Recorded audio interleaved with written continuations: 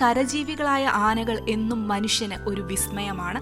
അവയുടെ കൂറ്റൻ ശരീരവും വിവേകവും കുടുംബ ബന്ധങ്ങളും ദീർഘായുസ്സുമെല്ലാം ആനകളെ മറ്റു മൃഗങ്ങളിൽ നിന്ന് വ്യത്യസ്തരാക്കുന്നു.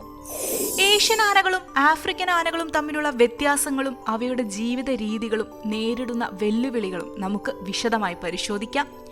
ഒരാനയുടെ ജീവിതകാലം പല ഘട്ടങ്ങളിലൂടെയാണ് കടന്നു പോകുന്നത്. ഏകദേശം 22 മാസമാണ് ആനയുടെ ഗർഭകാലം.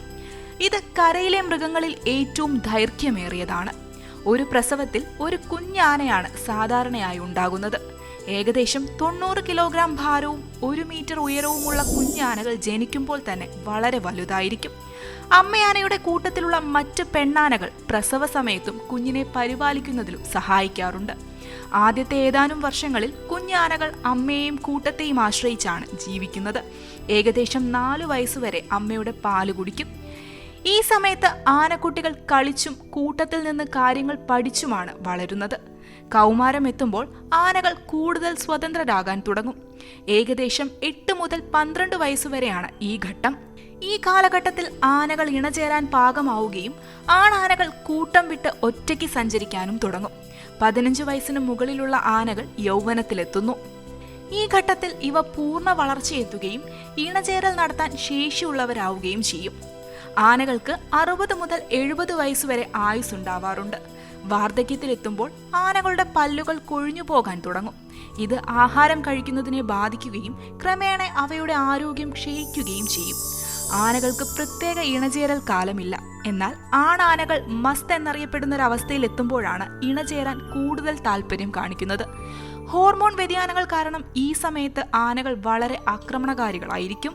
ആനകളുടെ സാമൂഹിക ജീവിതം വളരെ സങ്കീർണവും ചിട്ടയായതുമാണ്. പെണ്ണാനകളും അവയുടെ കുട്ടികളും അടങ്ങിയതാണ് ആനക്കൂട്ടം. ഇതിന്റെ നേതൃത്വം വഹിക്കുന്നത് ഏറ്റവും പ്രായം കൂടിയ പെണ്ണാനയാണ്. ഇതിനെ മാട്രിയാർക്ക് എന്ന് വിളിക്കുന്നു. മാട്രിയാർക്കാണ് കൂട്ടത്തിന്റെ സഞ്ചാരം, തീറ്റ തേടൽ, അപകടങ്ങളിൽ നിന്ന് രക്ഷപ്പെടൽ എന്നിവയെല്ലാം തീരുമാനിക്കുന്നത്. ആണാനകൾ പ്രായപൂർത്തിയാകുമ്പോൾ കൂട്ടം വിട്ട് ഒറ്റയ്ക്ക് സഞ്ചരിക്കുകയോ അല്ലെങ്കിൽ മറ്റ് ആണാനകളുടെ ചെറിയ കൂട്ടങ്ങളുമായി ചേരുകയോ ചെയ്യുന്നു. ആനക്കുട്ടികളെ പരിപാലിക്കുന്നതിൽ കൂട്ടത്തിലുള്ള എല്ലാ പെണ്ണാനകൾക്കും പങ്കുണ്ട്. ഒരു കുഞ്ഞാനയെ സംരക്ഷിക്കാൻ അമ്മയാനയ്ക്ക് പുറമെ മറ്റു പെണ്ണാനകളും സഹായിക്കുന്നു. ഇത് കുഞ്ഞിന്റെ അതിജീവന സാധ്യത വർദ്ധിപ്പിക്കുന്നു. കൂട്ടത്തിന്റെ സംരക്ഷണം ആനക്കുട്ടികൾക്ക് സുരക്ഷിതമായി വളരാൻ അവസരം നൽകുന്നു. വലിയ ശരീരമുള്ളതിനാൽ ആനകൾക്ക് ധാരാളം ഭക്ഷണം ആവശ്യമാണ്. ആനകൾ പൂർണ്ണമായും സസ്യഭോജികളാണ്. പുല്ല്, ഇലകൾ, മരങ്ങളുടെ തൊലി, കായകൾ, വേരുകൾ, പഴങ്ങൾ എന്നിവയാണ് പ്രധാന ഭക്ഷണം.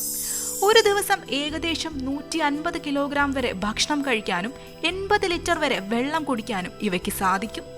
ആഫ്രിക്കയിലെ പുൽമേടുകൾ, വനങ്ങൾ, ഏഷ്യയിലെ മഴക്കാടുകൾ, പുൽമേടുകൾ എന്നിവയാണ് ആനകളുടെ പ്രധാന ആവാസ കേന്ദ്രങ്ങൾ. ഈ മേഖലകളിൽ വെള്ളവും ഭക്ഷണവും സുലഭമായി ലഭിക്കണം. ആനകൾ വെള്ളവും ഭക്ഷണവും തേടി ദൂരയാത്രകൾ ചെയ്യാറുണ്ട്. ഈ ദേശാടനം അവയുടെ അതിജീവനത്തിന് അനിവാര്യമാണ്. ഒരേ വഴിയിലൂടെ തലമുറകളായി ആനകൾ സഞ്ചരിക്കുന്നത് കാണാം. ആഫ്രിക്കൻ ആനകൾക്ക് ഏഷ്യൻ ആനകളെക്കാൾ ശരീരവലുപ്പം കൂടുതലാണ്. കൂടാതെ അവയുടെ ചെവികൾ വളരെ വലുതും ആഫ്രിക്കൻ ഭൂപടത്തിന്റെ ആകൃതിയിലുള്ളതുമാണ്. ഏഷ്യൻ ആനകൾക്ക് താരതമ്യേന ചെറിയ ചെവികളാണുള്ളത്. ആഫ്രിക്കൻ ആൺപെൺ ആനകൾക്ക് കൊമ്പുകൾ ഉണ്ടാകുമ്പോൾ ഏഷ്യൻ ആണാനകൾക്ക് മാത്രമേ സാധാരണയായി കൊമ്പുണ്ടാകാറുള്ളൂ.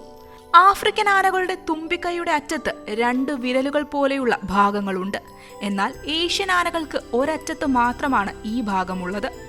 ആഫ്രിക്കൻ ആനകളുടെ തല വൃത്താകൃതിയിലാണെങ്കിൽ ഏഷ്യൻ ആനകളുടെ തലയിൽ 2 മുഴകൾ കാണാം. ആഫ്രിക്കൻ ആനകളുടെ തോലിന് ചുളിവുകൾ കൂടുതലാണ്.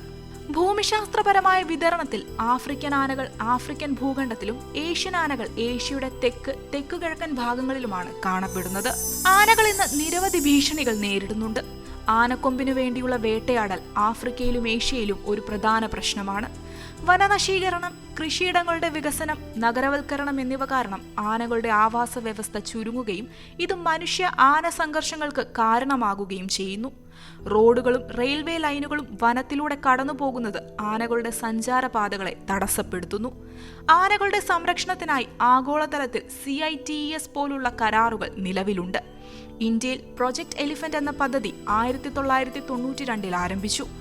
ആനകളുടെ ആവാസ വ്യവസ്ഥ സംരക്ഷിക്കുക, ആനത്താരകൾ നിലനിർത്തുക, മനുഷ്യ ആന സംഘർഷങ്ങൾ കുറയ്ക്കുക എന്നിവയാണ് ഈ പദ്ധതിയുടെ പ്രധാന ലക്ഷ്യങ്ങൾ.